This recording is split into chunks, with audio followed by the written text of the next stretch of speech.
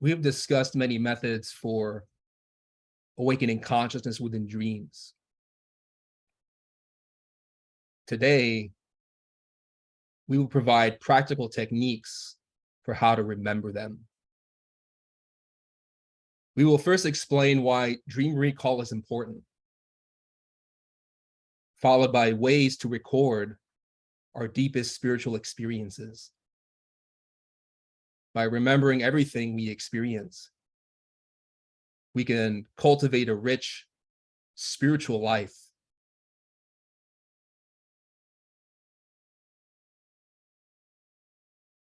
Although we might have great success with awakening in dreams, it is still possible that we do not remember them.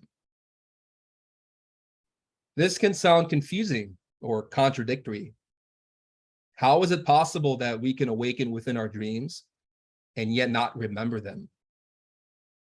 While surprising, this problem is clearly reflected in our daily life.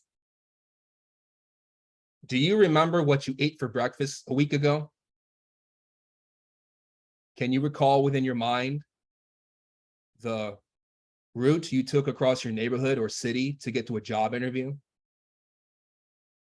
Do you remember everything you witnessed, said, and heard? Or are there gaps in your memory, even though you know you were engaged in diverse situations with people? We live in a paradoxical state. We think we are conscious, and yet we cannot recall all the facts of our experiences. We believe we are alert, and yet there is much that we cannot remember, despite our interactions with the world. We might remember snippets of conversations, images of people and places in our mind, and yet there are gaps. Memories can be fuzzy. While we recall whom we met, we might not remember what we thought, felt, or said. We might also forget that we were told what we were told regarding minor or even consequential issues. In some cases, we remember nothing at all. Some would argue that it is impossible to remember everything. However, all the world's scriptures emphasize the need to know ourselves completely, to remember ourselves in relation to every aspect of life.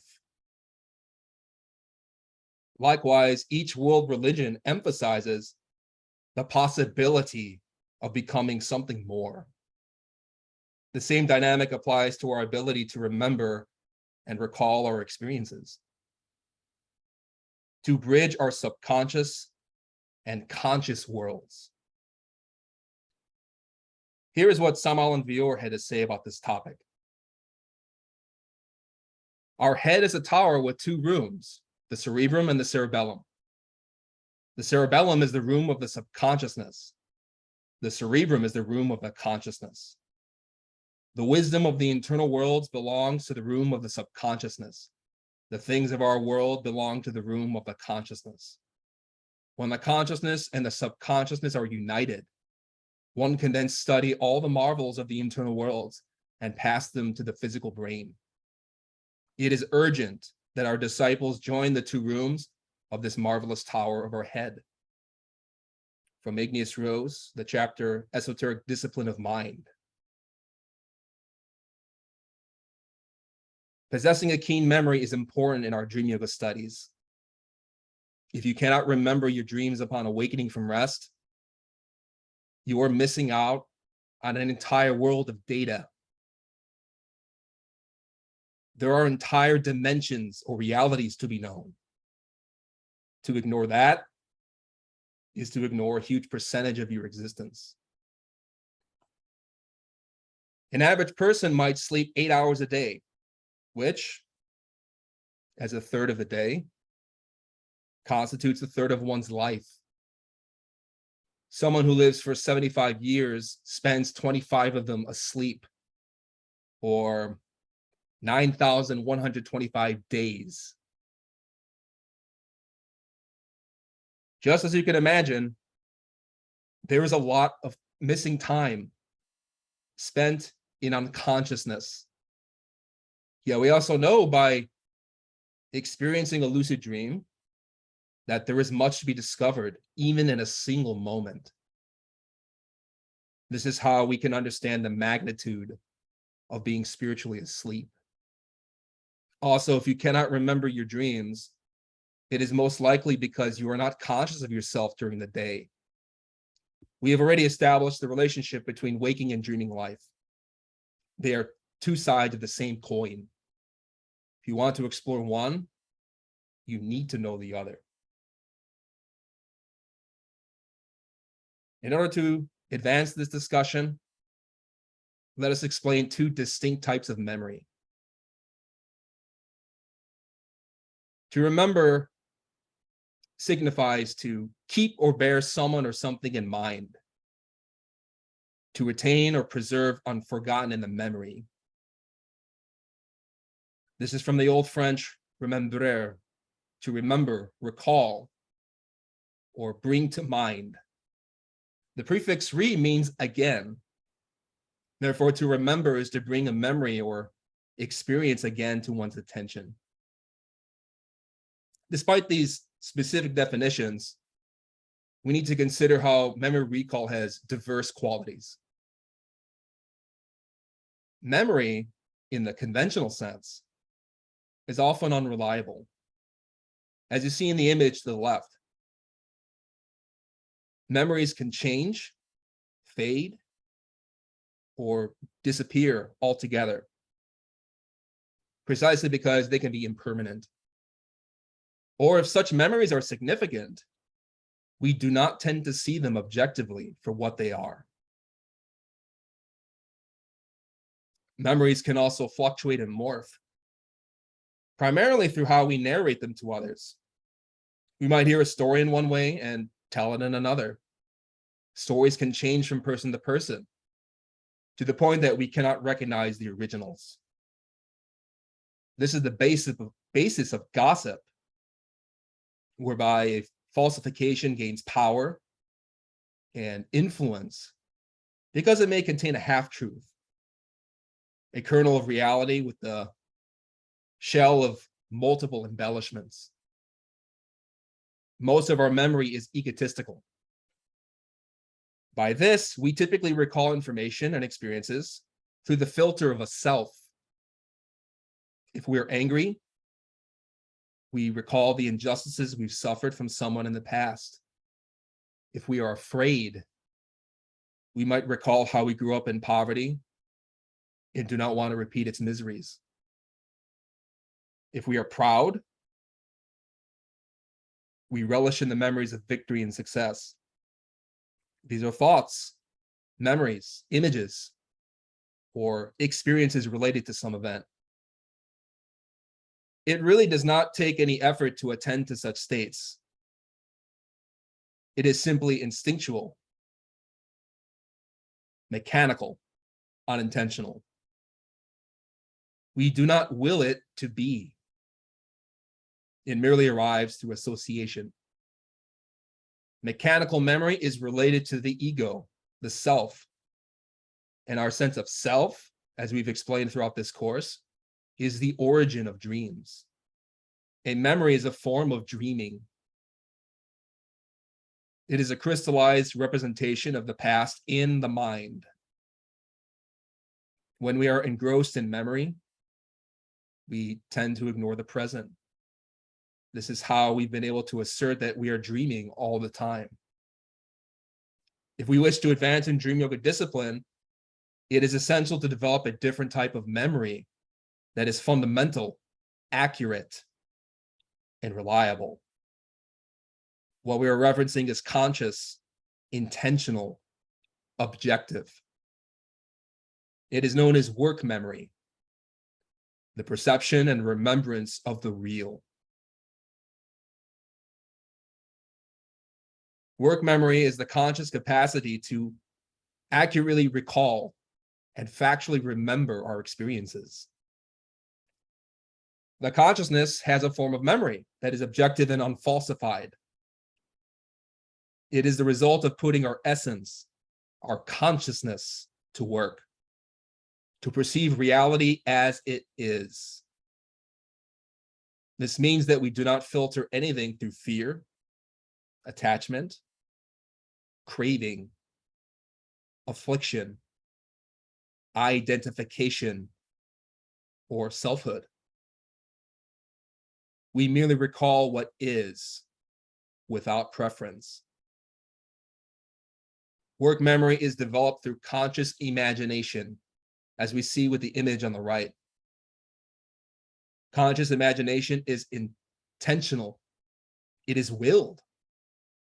It is purposeful. Such perceptions arrive, sustain, and cease according to our volition. When you imagine something consciously, you see it without an interpreter, without a self. Your imagination clarifies and expands like multiple mirrors, augmenting the light of a candle. You perceive more without any distortion or flaw, like a reflective and polished surface. This clear seeing is often accompanied by a lack of an I or sense of me, myself. Since it is pure seeing without an interpreter, one can arrive at an objective assessment of phenomena. We often reiterate in these studies the need to remember the being. The being, our divine nature, is impersonal. It is pure perception without a filter. When we remember the being, we are bringing to our attention, to our awareness, a state of consciousness that is devoid of any I, and yet it is characterized by spontaneous joy, profound insight, and perfect serenity. This is what can consistently and precisely recall dream experiences without fault, because it is free from mistakes in observation. Samuel and Vere also explained in The Great Rebellion how work memory involves psychological photographs of different stages in our development to visualize and compare how we were behaving in the past to what we are now, followed by what we might become. This can provide inspiration to work on ourselves and change, to possess greater motivation to awaken within dreams. Work memory allows us to recall our dreams, yet this skill is developed through training.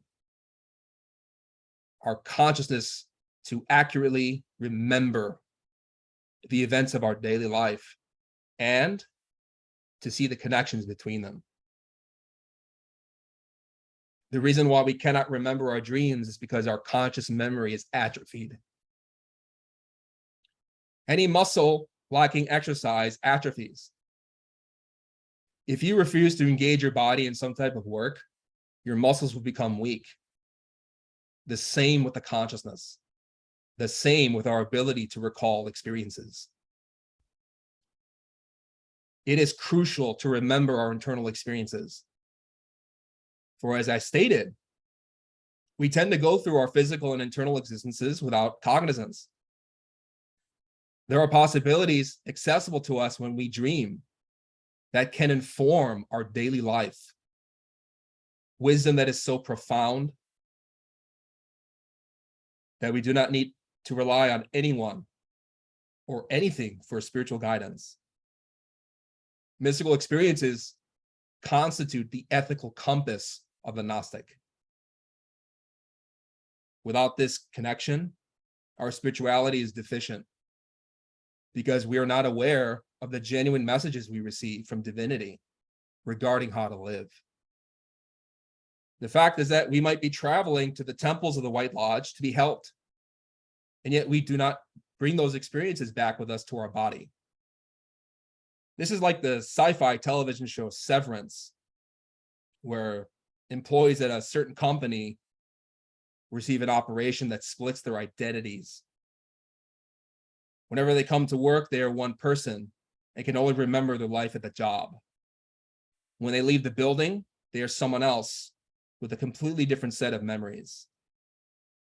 Even these two distinct personalities are colloquially termed innies and outies. This is our reality. We live two lives, a physical and internal existence. Only one who is awakened in dreams is conscious that there is another reality. However, those memories must be brought back for there to be an integration of the psyche. Here's what Alden said about the topic. The ego lives in the internal worlds and travels to different places while our physical body sleeps. There, within the internal worlds, we are exposed to tests many times. It is within the temples of the internal worlds where we receive the initiation.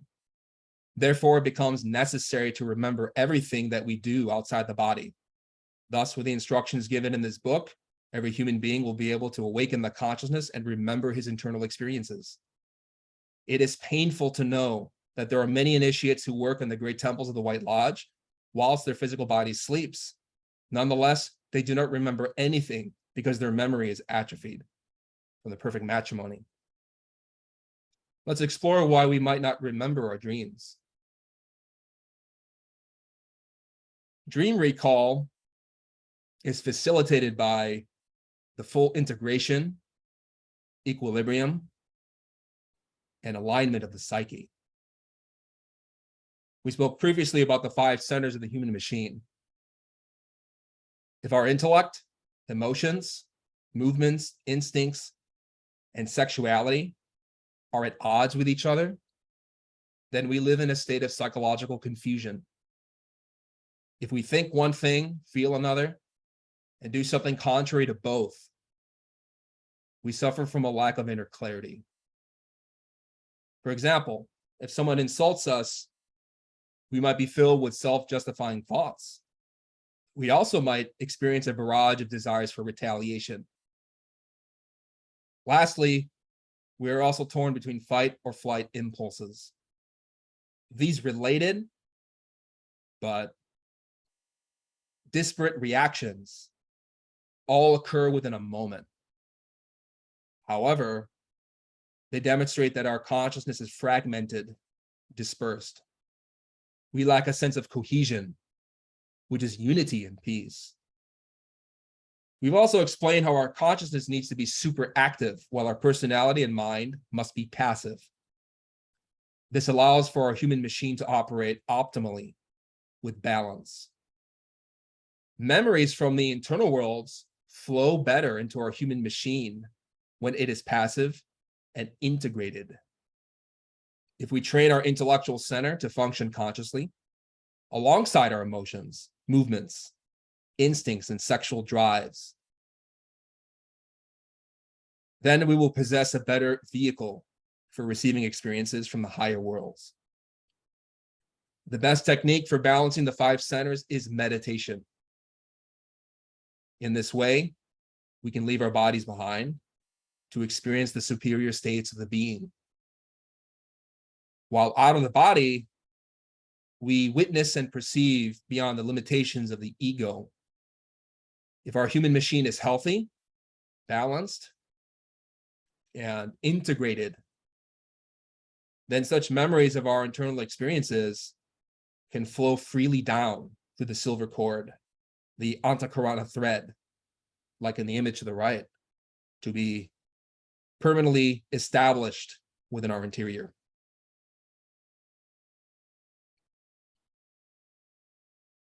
Besides a lack of psychological integration, there are other reasons why we might not remember dreams. A major one is that we usually move upon awakening. This is the first and most important step for dream recall. Don't move. It's very simple, but easy to forget or ignore out of habit. Normally, upon awakening, you might feel agitated or antsy after having slept for 8 hours. The natural compulsion is to stretch, move, or adjust your position. Despite these tendencies, it is very important to become conscious of yourself and to make the deliberate choice not to move. Why is this? You might wonder. In the beginning, our dream memories, because they belong to the subconsciousness and not the consciousness, can be delayed from transferring into our physical brain. It is normal for dream experiences to take some time to transfer from the astral body into our brain, especially if we've never trained ourselves to do this before. Just as you would not click cancel while in the middle of an important download, likewise, you should not move upon awakening. This is because the astral body, while a material and energetic vehicle, is more fluidic. Ever watch the reflection of a pool of water after it is disturbed? The images on its surface become distorted. However, when it is still, water can reflect with perfect clarity, vibrancy, and translucence. The same with the astral body after it returns to our physical body. When you awake in bed, your astral body naturally integrates with your physical body after having been engaged in activities in the astral world. You've basically just gotten back into your car again after a night's journey outside of it. Now you have the opportunity to transfer any dream memories into your physical brain. You do so by making as little to no movement as possible upon awakening. When the astral body reintegrates, its memories and values are still present in the form of images and experiences. They naturally reside within the translucent nature of the astral body. In such a delicate moment, you can try to remember your dreams by not moving. You will have greater efficiency, accuracy, and sustainability in this because you do not agitate the fluidic composition of your astral body.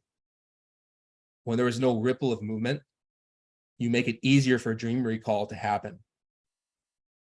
If you move upon awakening, even if you remember some fragments of dreams, it will become increasingly difficult to recall them as you engage in your daily activities. Just as the stars of the night vanish with the rising of the sun, so do our dream memories dissipate as we engage with the responsibilities of life. This is why we have to discipline ourselves not to move upon awakening and to concentrate on remembering dreams before we move in bed. Some people really struggle with this.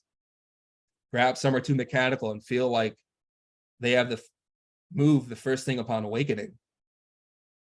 If this is a problem, train yourself and do not beat yourself up if you initially fail. This is a lifestyle. Take your time, but practice consistently so that you make a new habit. Others have difficulty getting up for work and therefore need an alarm. Perhaps this is problematic because it is disturbing to your dream recall exercise. If you make an alarm to wake you up since you sleep deeply, set it 10 minutes before you need to get up and move. Make sure the alarm is not so annoying that it distracts you, but can wake you up in time for you to try and remember your experiences. While you are awake in bed and have not moved, it is now time for a retrospection exercise. Retrospection is the conscious review of our memories. We perform this to help us remember what we witnessed and experienced while out of the body. We also perform retrospection meditation daily as a means of strengthening our capacity to remember events during the day so that our conscious memory is exercised and strengthened. This is thoroughly explained in our course on Gnostic meditation. I will synthesize this practice for you here.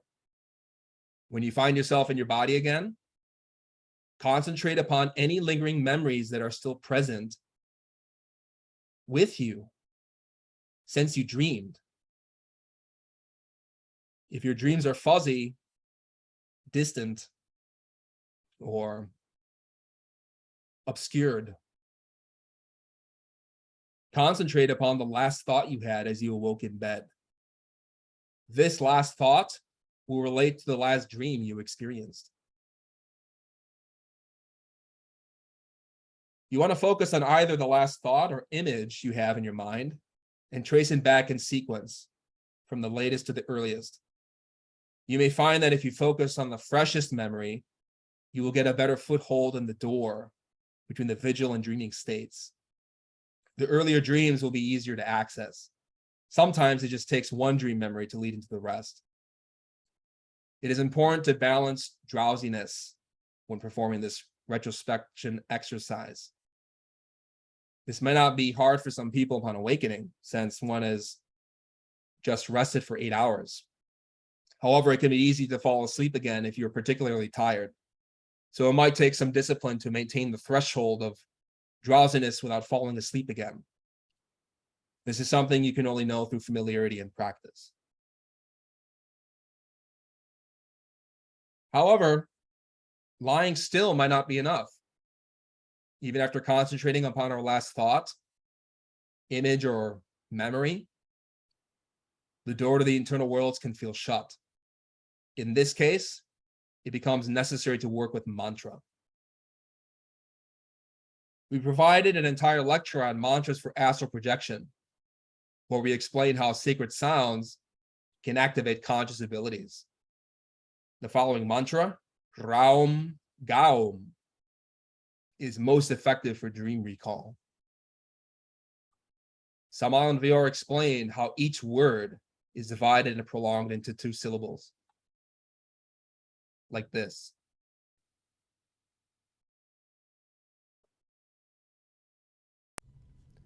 Ra,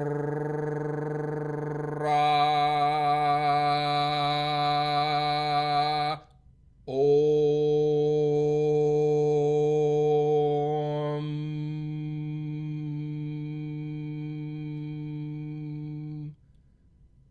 Ga,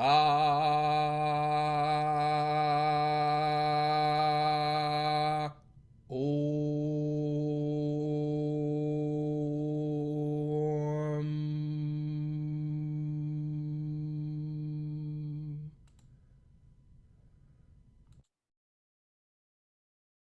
Do not worry about whether you can trill the consonant R, because these mantras are performed mentally. You only need to imitate the sound in your mind. We do not vocalize the mantra upon awakening because the vibrations of the sound will agitate the astral body. We instead pronounce Raum Gaum mentally. Saman Vior explained that this mantra is like dynamite. When you mentally pronounce this mantra, you concentrate upon a memory and hold your attention upon it. The mystical sound within your consciousness will, with repetition, sincerity, and prayer, open the caves of your subconsciousness and allow for its contents to come out. If you have absolutely no memory of your dreams in the beginning, then this mantra will be even better for you. Concentrate upon the mantra in your mind. Reflect upon the contents of your mind with serene attention. And then wait. Suddenly, memories associated with your dream experiences will flood into your mind. This often occurs as we simultaneously pray to our Divine Mother to show us the rest of our experiences, to help us remember. We do not need formula, but simply, help me, my mother. The more natural the prayer, the better.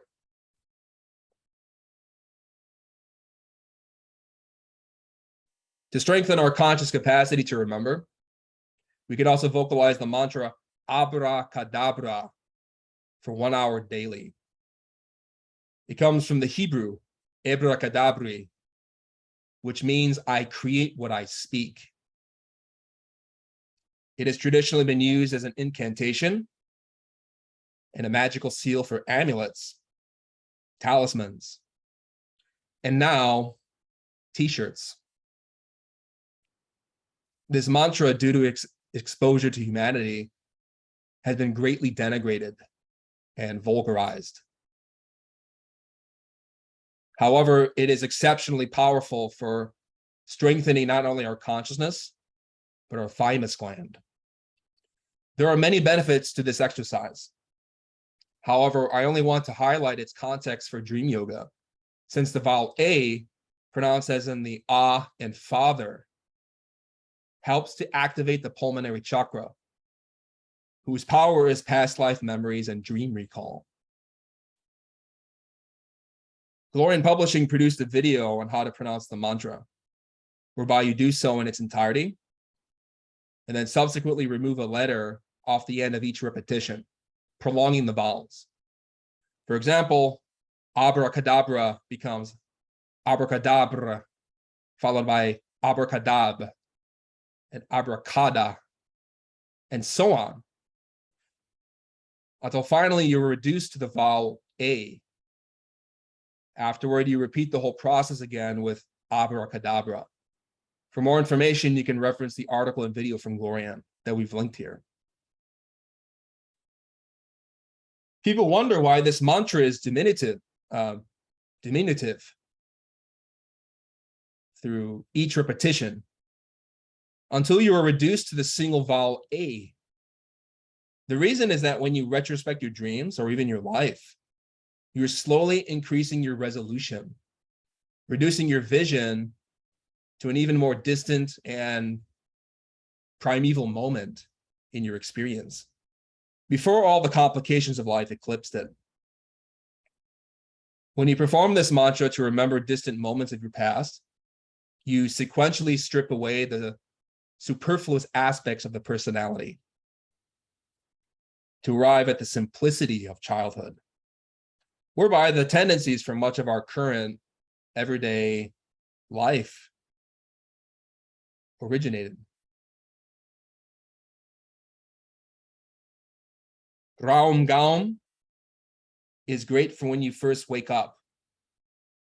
But if you still struggle to remember dreams with facility, then you might want to consider using abracadabra as well. Prolong and sing the mantra with all of your being.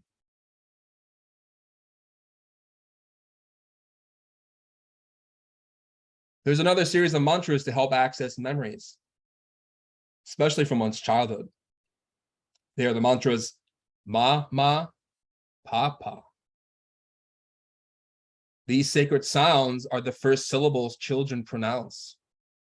The letter M relates to water and the Divine Mother.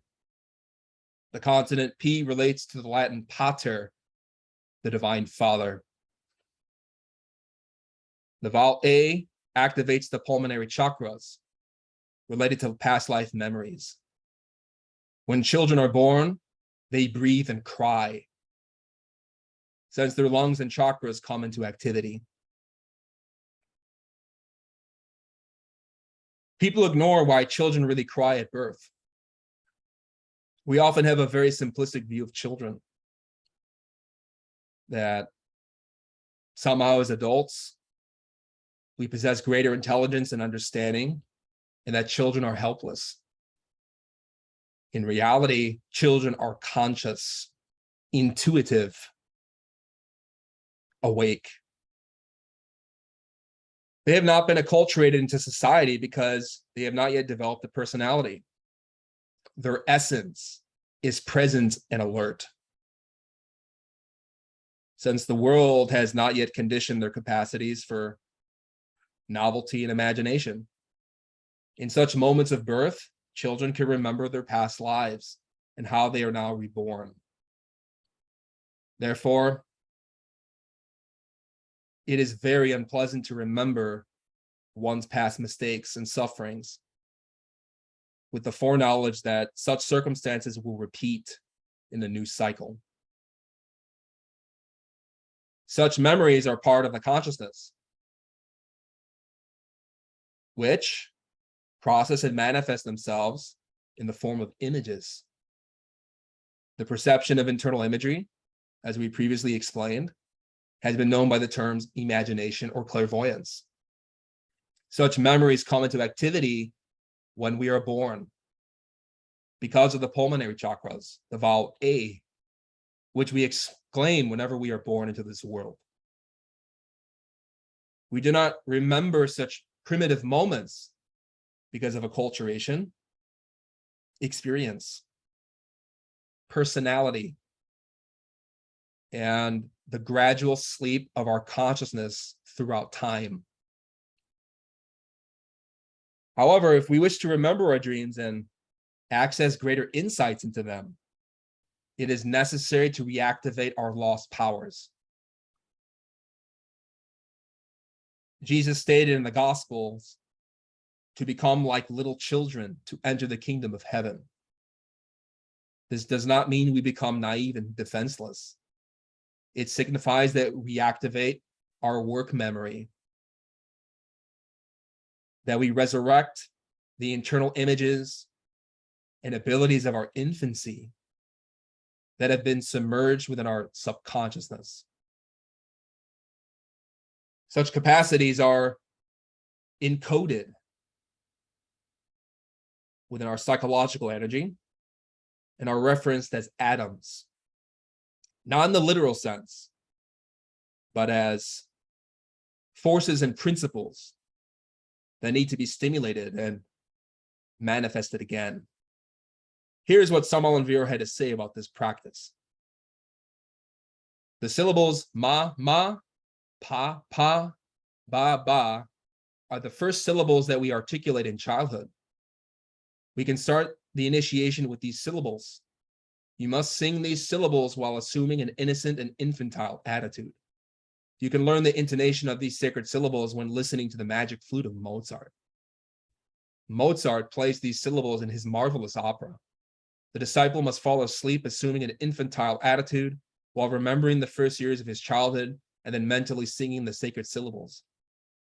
The word pa pa should be vocalized, intoning the first syllable pa in a high voice. Then the second syllable pa will be uttered in a lower voice. These two syllables should be pronounced many times. You must do the same thing with the syllable ma. Fall asleep while meditating on your childhood. Review with your imagination your whole childhood and mentally articulate the sacred syllables.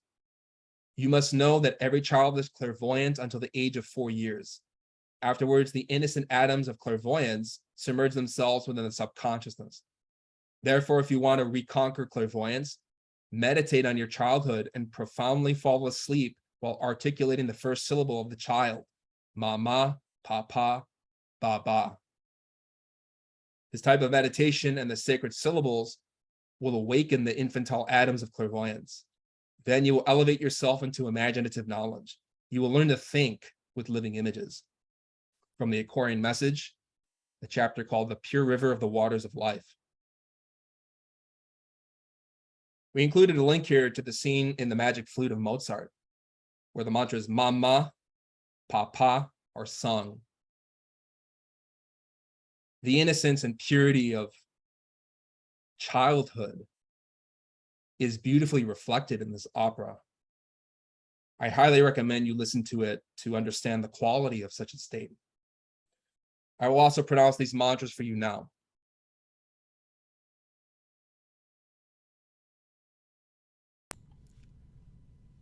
Ma, ma,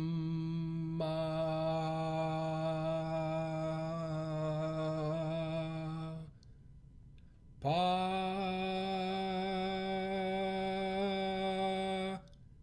pa,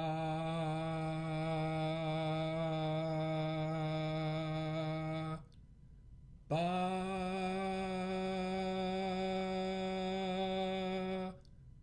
ba.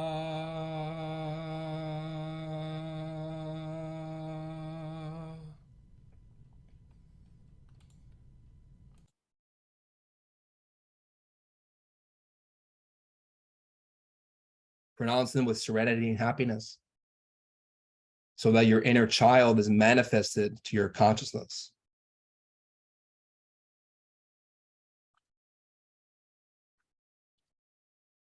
As you start to remember your dreams, it becomes essential that you record them.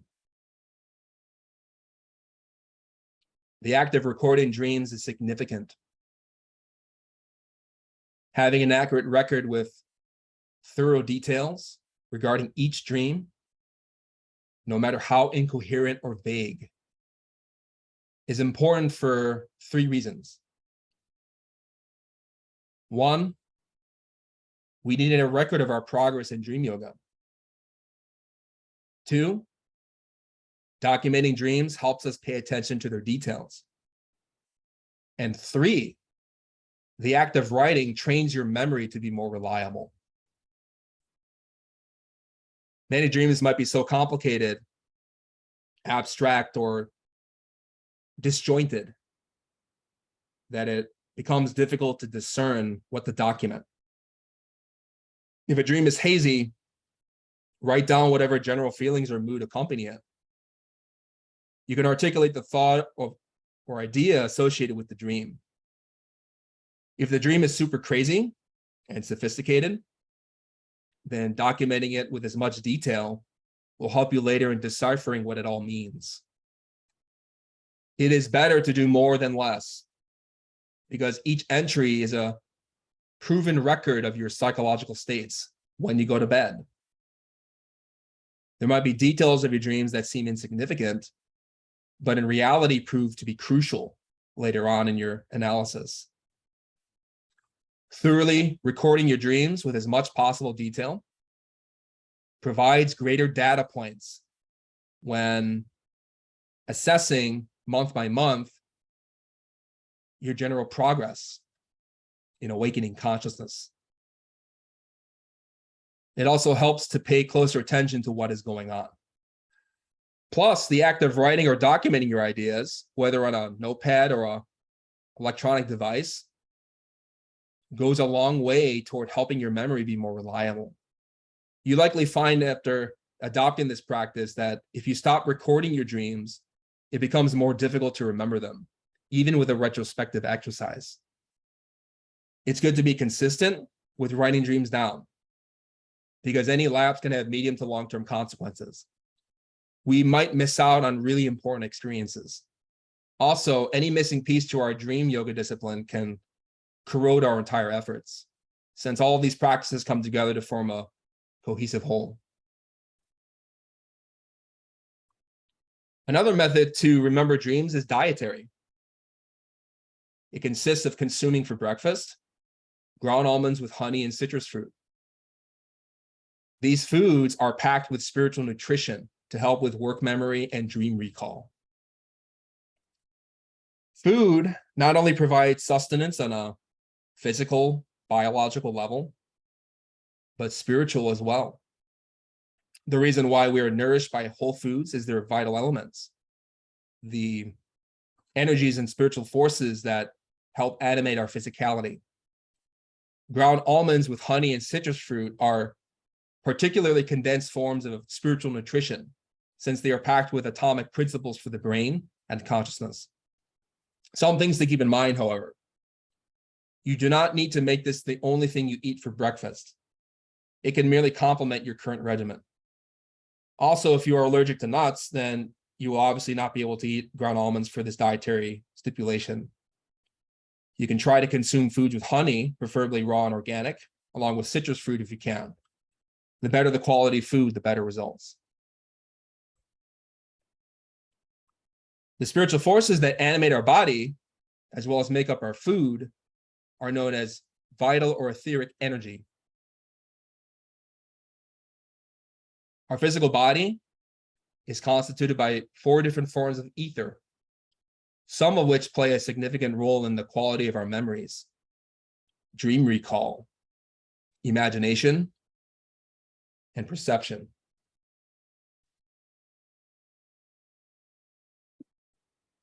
Similar to an astral body, we even possess a vital body that permeates every atom of our physical body so as to animate it with life. This vehicle has often been shown in Kirlian photography, which was developed to document the living aura of people, animals, plants, and even minerals. Our different ethers determine a lot for us, including the quality of our life, health, perceptions, offspring, and memories. The etheric or vital body is like a solar panel that attracts energy into our physicality every time we go to sleep. One reason why we leave in the astral body every time we sleep is so that the vital body can repair the physical body from its daily activities. Once we return and awake in bed, the vital body is done rejuvenating the physical body. The quality of our etheric vehicle determines dream recall. The vital body is an intermediary between our physical life and the astral body. It is like a conduit or channel whereby our internal values can express out into the world.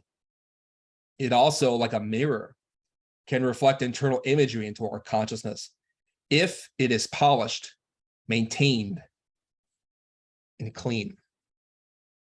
If our etheric body is sick or polluted from harmful behaviors or substances, then it cannot clearly transmit information or memories into our physical brain. This is why we are very careful in our studies regarding what we eat, drink, and most importantly, think. The quality of our minds determines a lot for our spiritual well-being. This is why we work through the path of initiation to purify our psychological environment, our mind, so that we can access the internal worlds with more frequency, profundity, and clarity. There are 4 ethers. Let us relate how Samal and Vior describe them. The vital body is constituted of 4 ethers. A, luminous ether. B, reflective ether. C, chemical ether. D, ether of life. The first of these ethers is found intimately related with the diverse functions of willpower and imagination. The second ether is found secretly associated with all the sensorial and extrasensorial perceptions. The third is the foundation of all biochemical and organic processes. The fourth serves as a medium for the forces that work with the processes of reproduction of the races. These ethers are graded on a spectrum from more base and coarse to more subtle and refined. The ethers associated with our biology and reproductive abilities are obviously the most basic and material. The ethers associated with our sensorial perceptions, imagination, and willpower are more abstract and synthetic. While our biology plays a part in how we perceive physically through our organs, the superior 2 ethers help energize and catalyze our very being in the physical and internal worlds. They are the fuel that animates the car of both the physical and astral bodies, allowing for that relationship to even exist between them. While the 2 inferior ethers drive our physical body, the 2 superior ethers can be separated and imprinted within our astral body through the process of initiation. This allows the astral body to better retain and transmit our dream memories to our physical body when we awake from rest. Let us continue with Samal and Vior. I learned to liberate the 2 superior ethers in order to travel with them far away from the physical body during the second initiation of a fire. Unquestionably, clairvoyant and clairaudient perceptions are extraordinarily intensified when one absorbs the 2 superior ethers in one's astral body. These ethers permit us to bring into the physical brain the totality of the supersensible memories. If your etheric body is healthy and you conserve its vital energies, then the thread that connects your astral body with your physical brain will become enlivened and strong. This way, you will have greater bandwidth and processing of internal experiences within your physical body so that you don't forget anything. Samal and Vior builds off the 2 superior ethers in his explanation of the Maiden of Memories. She is part of our unique idiosyncratic divinity, our being. She is part of us and also the divine. Some people get hung up over the idea that there are parts of the being, or that divinity is male or female. Do not think of parts as some kind of dissociated fragments, but rather constitutive principles and forces that exist within an infinitude of expression. These can be characterized as having either masculine or feminine characteristics. Together, they form our perfect being. When Arjuna asked Krishna to show him his true form, Krishna manifested as an army of people of diverse appearances. A rabbi in the Midrash, or the Jewish biblical commentary, related that when divinity spoke to Moses and the Israelites, his laws and commandments were pronounced all at once in a cacophony of voices, which were too powerful and overwhelming to experience. Therefore, the divine unity always manifests as a multiplicity. The Maiden of Memories is one such expression that seeks to help us remember our dreams. She is described as sapient, a sapient soul, sapience referring to authentic wisdom. She thrives within our two superior ethers and can be consciously utilized to enter with us in our astral projections, so that she can help us retain our dream experiences and remember the wisdom we receive in the internal worlds. Here's an explanation and practice from Samal and Vior to work with the Maiden of Memories. The sapient soul expresses herself within these two superior ethers. She is the beloved maiden of our memories. When seen clairvoyantly, this maiden looks like a beautiful lady within the ethereal body.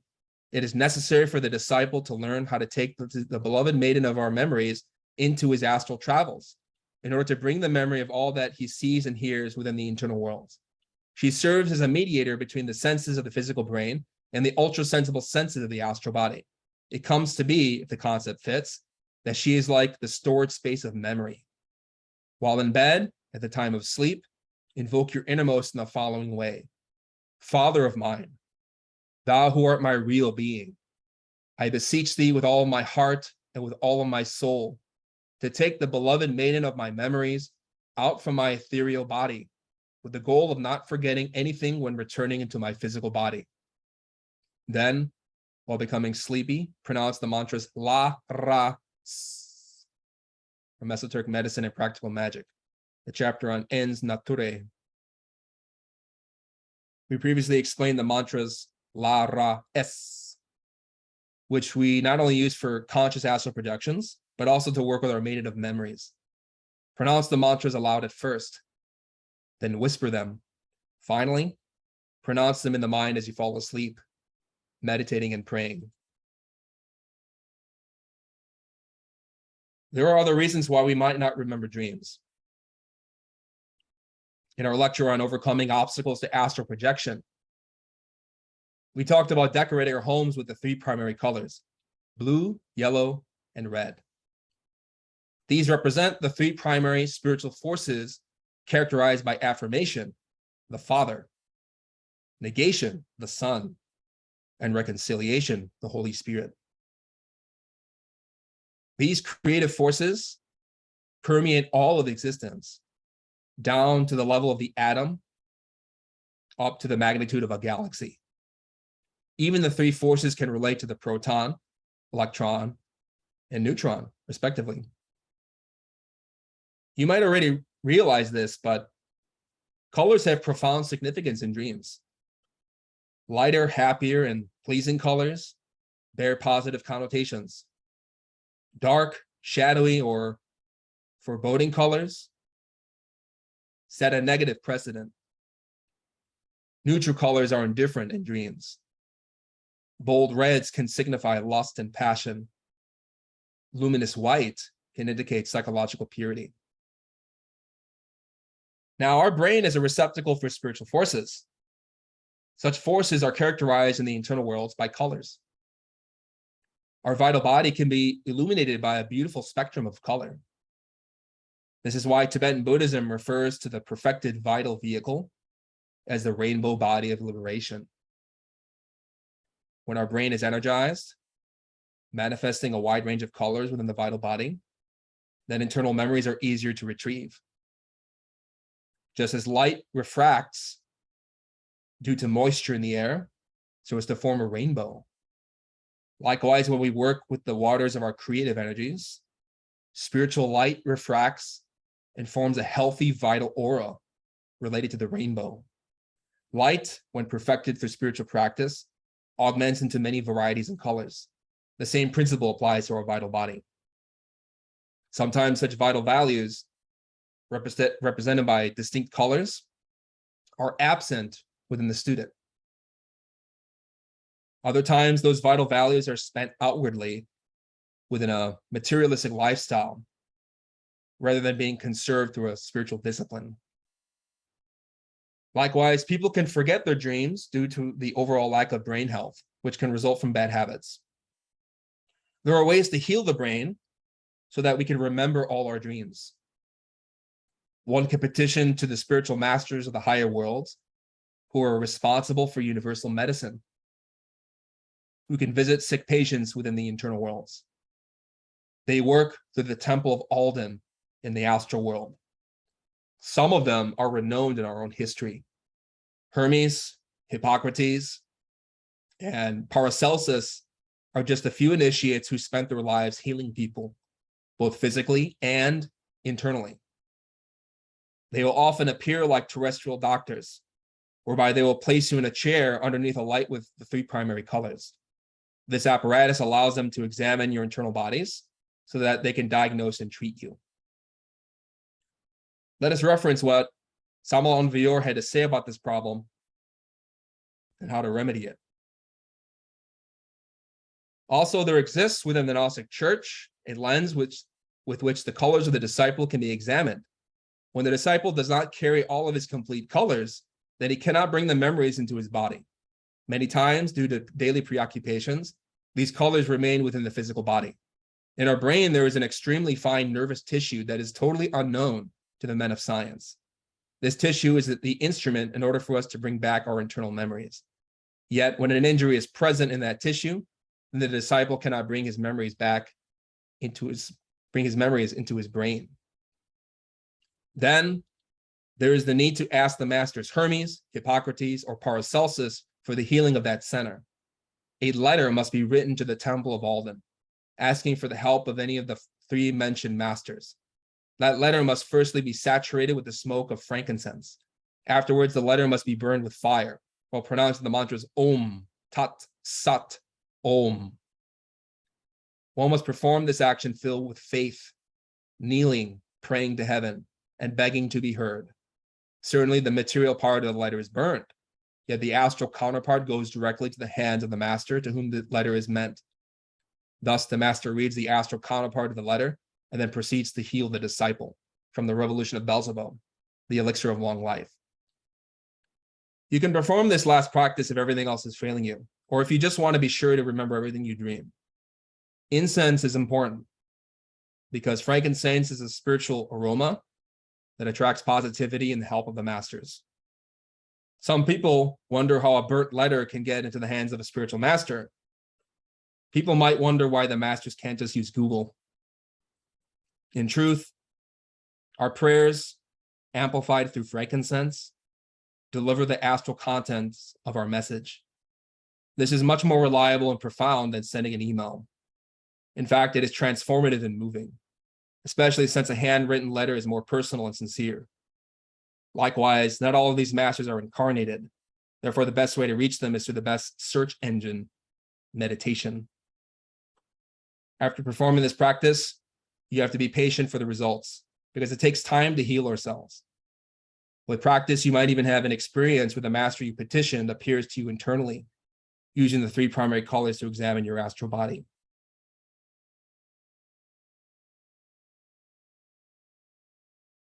We will now conclude with practices.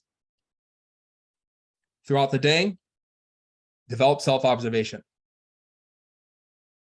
Practice the key of soul from moment to moment. Every day, Practice meditative retrospection. Recall what you perceived externally and internally from the entire day.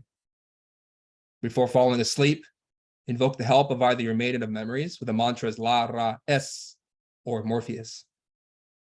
Upon awakening from sleep, mentally vocalize the mantras Raum, Gaum before physically moving.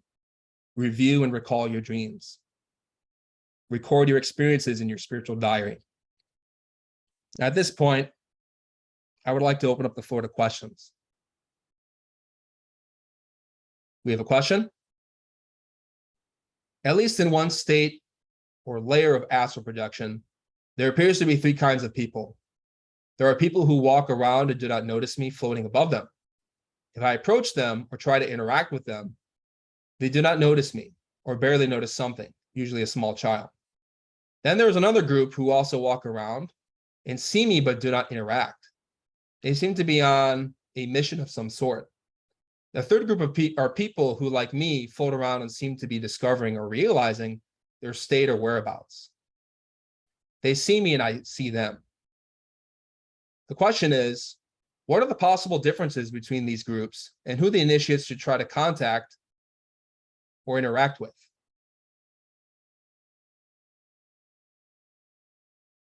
Obviously, there's a lot of kinds of people within the world. Most people, when they enter the astral dimension, do so unconsciously. People who wander the astral plane usually are merely repeating their daily life.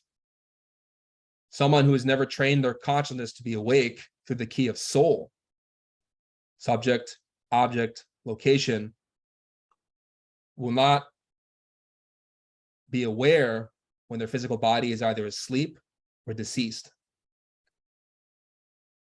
Plato had said, a man is known by his dreams. If we go to bed and 8 hours pass and we don't see anything, it means that we are not conscious in the objective sense. Most people are like this. The astral world is often just a repetition of one's physical existence. So if you work at a bar or serve as a teacher, such people will repeat their occupations in the dreaming state, but they will not be aware of it. But there are people who you can recognize in the astral dimension who are awake. You can see it through their eyes. Descartes said the eyes are the window of the soul. And clairvoyantly in the astral dimension, you can look at the eyes of an individual to determine their state, their level of being, their quality. It's an intuitive process. You have to be very sharp and alert. But there are beings who, like us, are trying, people across the globe, who want to awaken within dreams. And so they're applying these techniques and getting results. So you can run into many people internally who are part of, say, the Gnostic movement or other traditions and religions who are being conscious. And you can recognize them by interacting with them.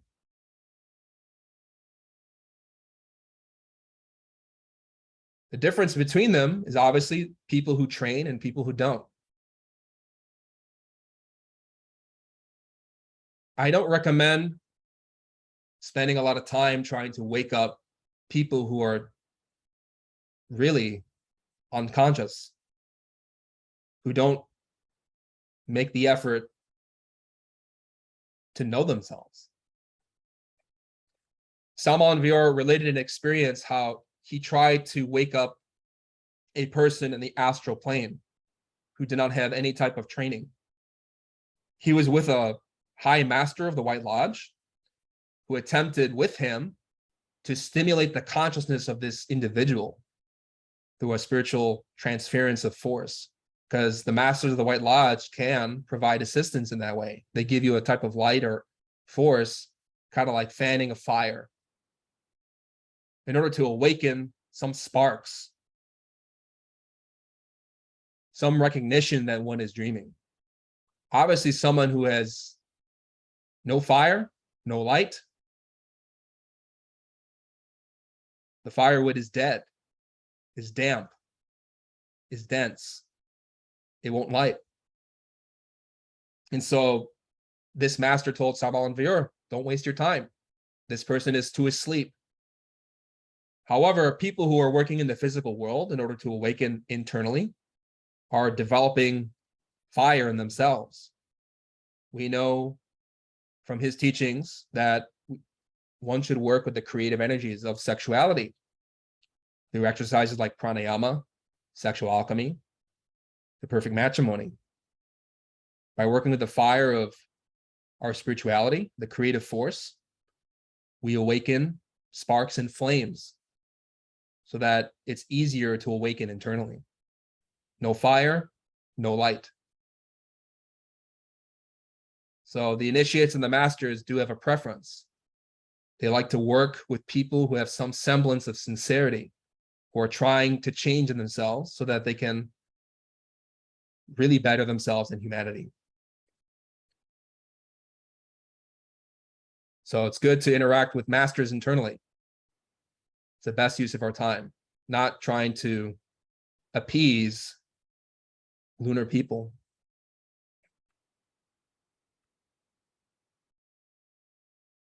We have a question.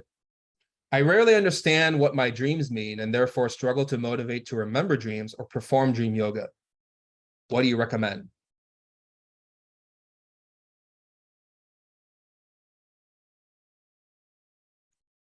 It's difficult. We talk a lot about spiritual nights where we lack motivation to really do what's in our best interest, spiritually speaking. It can be difficult to motivate ourselves if we feel depressed or that we don't get the results we want. Or we have many dreams that we don't understand.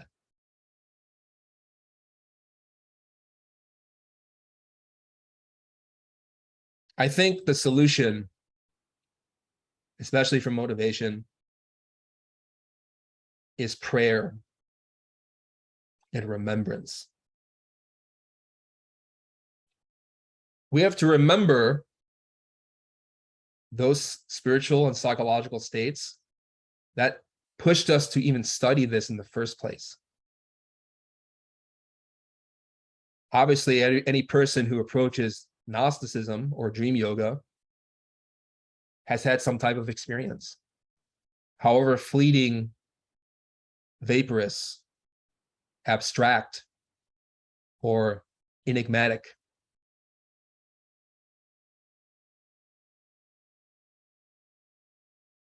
If we reflect on those moments and reflect on why it is we want to study dream yoga, we can in turn inflame our heart, especially by connecting through prayer to our being. We have to remember divinity, to remember the presence of the divine.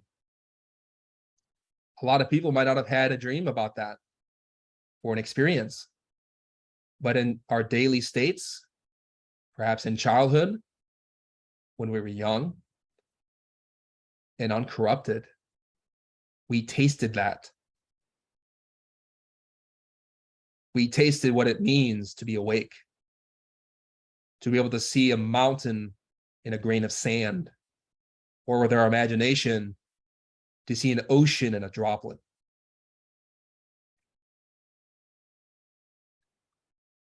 There is a type of spontaneity and profound joy that we knew when we were young. And in truth, many of us, when we were young, had very lucid dreams.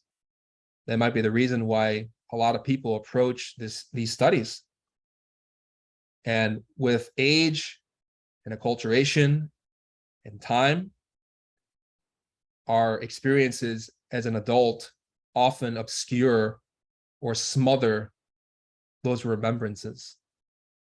And so it's very difficult to even understand our dreams. or to be motivated to want to remember them because we're so hypnotized. The mantras we gave earlier, such as Mama, Papa, Baba, as well as Abracadabra, are very powerful for motivation,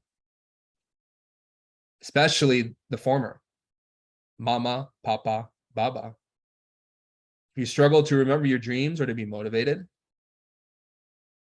make the sincere effort by praying your Divine Mother and working with that mantra. Remember your childhood. Remember what it is like, or what it was like to be awake. Those experiences, when they come to you in meditation, are so profound that they change your life and what you thought you knew about yourself, about your family, about humanity. When you see those images emerge from your subconsciousness with that practice, you realize that truly one can enter the kingdom of heaven by becoming like a little child, by recapturing and reconquering that state. So I recommend work with that. When you recognize those superior states of consciousness, you realize that there's more to life than what our television shows or popular media or social media would have us believe. There's profound realities that are beyond our current grasp. And that way, you'll be more motivated. You'll try harder because you want to experience that. The meanings of dreams unfold even after many years of practice. Some dreams you can experience and understand immediately. But the more you reconquer your intuition, those infantile forces that reside within the subconsciousness, then the more easy it becomes to access and to push ourselves further in this path. We have a question. Do you have an experience or insight into what being attacked by a dark entity is like, to the point of feeling your heart or soul being crushed inside of a lucid dream? This experience has not left me since I was a child. Yeah, there's a lot of entities out there. Not all of them are good, but there are ways to protect yourself. Study our course, Spiritual Self-Defense. We give many exercises and practices that you can use to defend yourself spiritually, not only in dreams, but also physically, such as preparing your home for meditation, creating a spiritual space to meditate, to perform dream yoga, etc. Don't be discouraged by such experiences, because whenever any negative entity tries to impede our development, it's because we're making some progress. And oftentimes students get pulled away from these studies because of fear. They don't want to experience again being attacked. But that's merely just giving them what they want. And in fact, those beings have little power compared to your divinity. So the practices we give in that course help invoke the presence of our inner being, so that while awake and clear and alert, we know how to effectively deal with problems. And therefore, they just become a little annoying rather than a tremendous source of terror and uncertainty.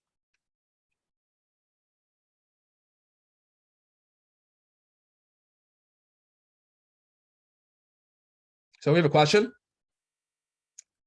This is the first time I've heard of the three primary colors. Can you explain about how these came to be?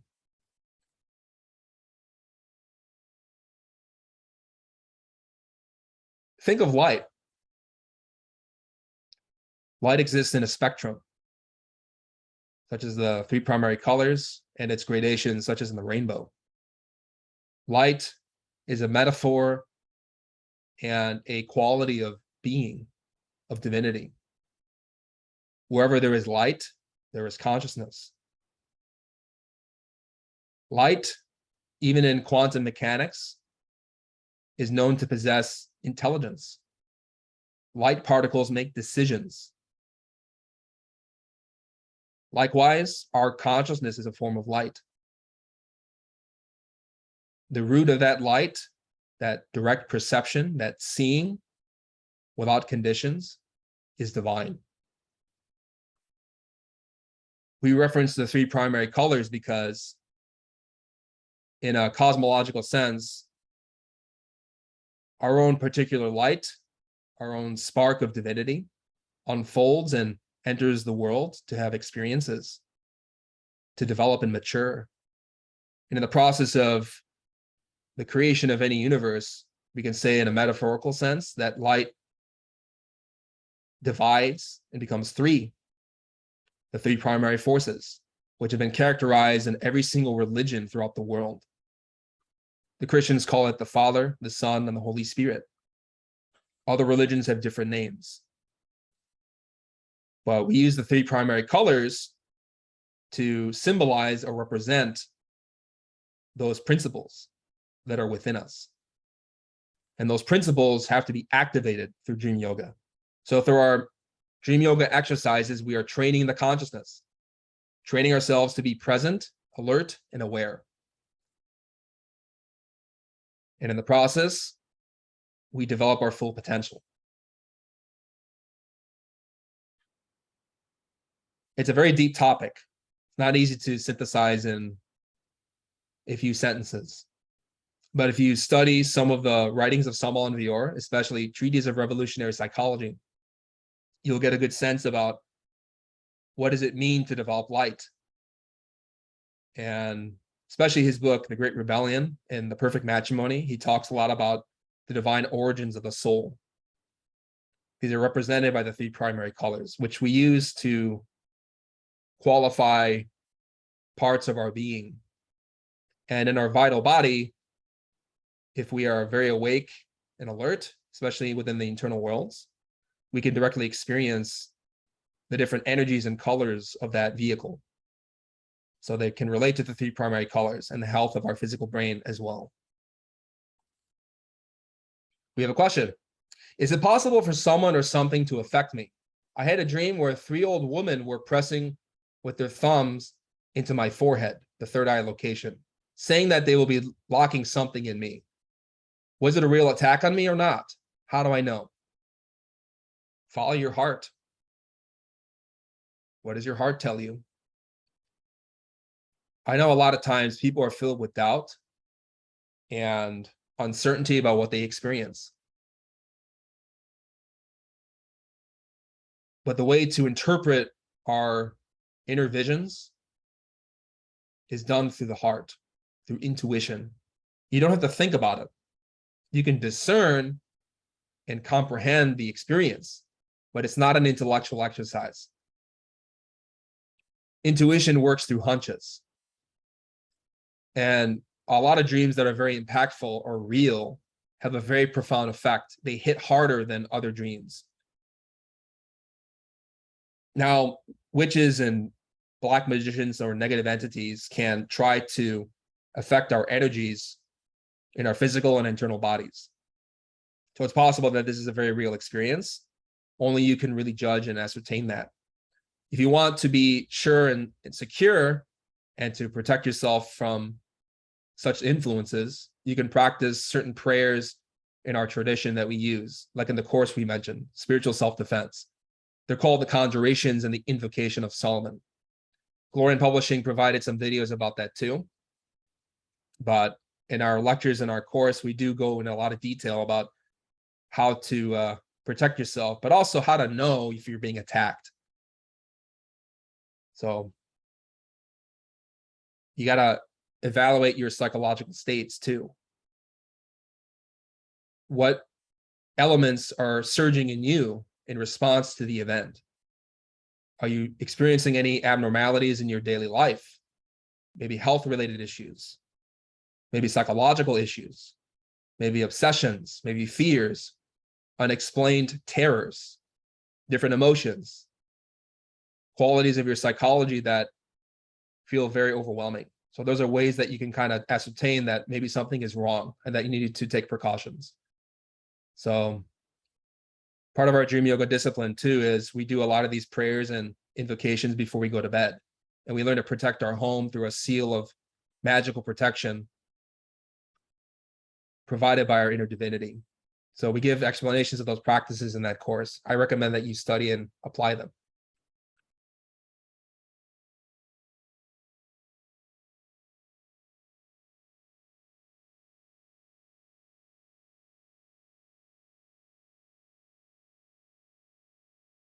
So we have a comment. I found if I try and write my dreams as soon as possible, just the mere process of writing them, I recall more and more. I have tried remaining still, but sometimes my mind begins to think and wander, or other times I just feel too lazy and fall back asleep. Not sure if this is a question about this part, but I would like to hear your views on this, if any. That's been my experience too, is that writing dreams down helps to remember them more. There's something about the act of writing, whether physically on paper or on an electronic device, that concretizes or solidifies those abstract moments and dreams into something material.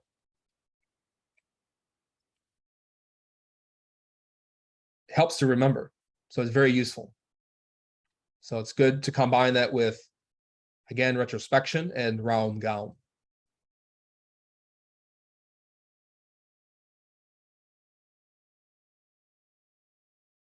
So tying back to the earlier question about being attacked by witches,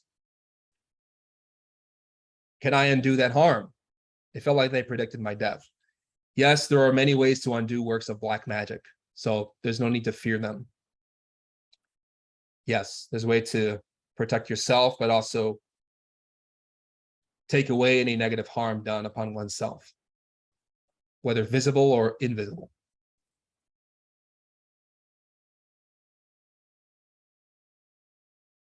We have a question. I actually remember dreams better when I move upon awakening little by little. What may this indicate? It means your memory is stronger. There's levels of intensity of forgetfulness and remembrance. Some people have a very fragile dream memory, which is for a lot of people the case. So you may find that upon awakening, you could remember more even after moving because your dream recall is stronger. Some people can remember dreams more accurately, more easily. The connection between your internal astral vehicle and your physical brain is stronger. Some people don't have that luxury because of abuse, of wrong behaviors, bad diet, poor psychological behavior. So you're in a good spot. But I suggest that if you really want to go deeper and even remember more, try this exercise. Don't move. See what it can provide you. We have a question. How do you get past the vibrational stage? I woke up in the middle of sleeping with the middle of my spine feeling like it was contorting up, and I felt vibrations in the palm of my hands. Some people, when they're dreaming, are very psychic and sensitive. You might have perceptions within your physical body even that are metaphysical. They're not normal. You may feel vibrations or sensations. You could even see images, hear mystical sounds, even while being partially awake on that threshold between wakefulness and dreaming. You can hear different sounds in the internal worlds manifesting within you physically. My suggestion is that when you experience such states, to not get identified with them. These things are very temporary. As you're practicing dream yoga, because of working with the vital body, as well as the astral body, you start to get more sensitive to energy. And sometimes because of the changes in the vital body, especially by working with the two superior ethers, you're learning to create a new type of dynamic within yourself. And so sometimes that can manifest within different types of sensations in the body, where you just sense and see things and even feel them. They're not indicative of long-term progress. and neither are they indicative of any type of harm. They just are phenomena that happen. Some people experience very different things. The important thing is don't get identified. Don't limit yourself to being obsessed with that phenomena, with repeating it, or with hiding from it. If you observe yourself and learn to practice meditation, you can be not attached to anything. I recommend you practice meditation as taught within the course Meditation Essentials by Glorian Publishing. It's a very good course that'll teach you how to develop equanimity, serenity, dispassion. Whenever something of this type happens, you observe it as it is and watch it, observe it, examine it. And the more you examine such states, you will find their roots. Your consciousness will show you in meditation, your divinity will show you in meditation the origin of this phenomena. And it could be related to the vital body, as I said. It may be something deeper. You'll have to explore.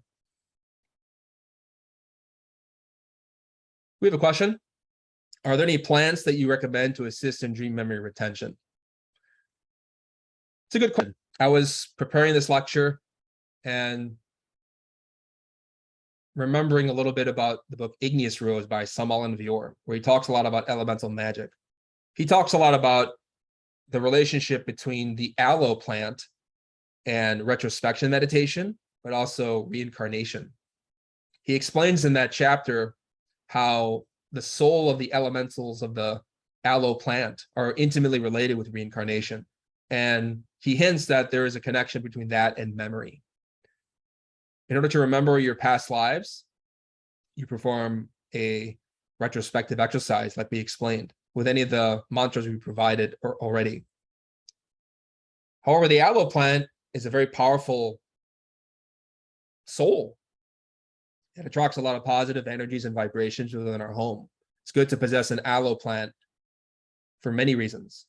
Helps oxidize the environment.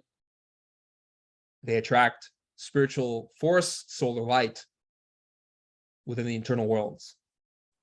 And what's remarkable with the aloe plant is that if you practice with the soul of the plant, there's things that the elemental can teach you about your past lives, about reincarnation, and about remembering. So I know I included a lot of exercises for remembering our childhood. And the reason being is that if your memory is strong and you can remember obscure moments in your infancy, you will be very equipped to remember your dreams. And so the mantra for the elemental of the aloe is the letter M. You prolong it, singing it. And you can pray to the aloe plant. Help me to remember myself. Provide me with spiritual support. Teach me about the mysteries of reincarnation. And you can meditate and fall asleep, imagining the plant to the point that you see within the internal worlds the soul of the plant. And you can speak to the elemental. They often appear like children with little tunics of different colors. And in a way, by working with this elemental, you're accessing a part of yourself that's subconscious and relates to memory. And they can teach you things related to memory. What does it mean to remember? That's one recommendation.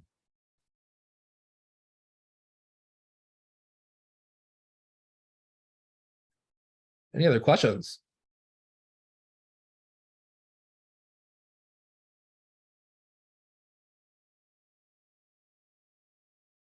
Okay, if there are no other questions, we're going to conclude. Really appreciate the turnout. We'll continue with this lecture series next month. So thank you all for coming.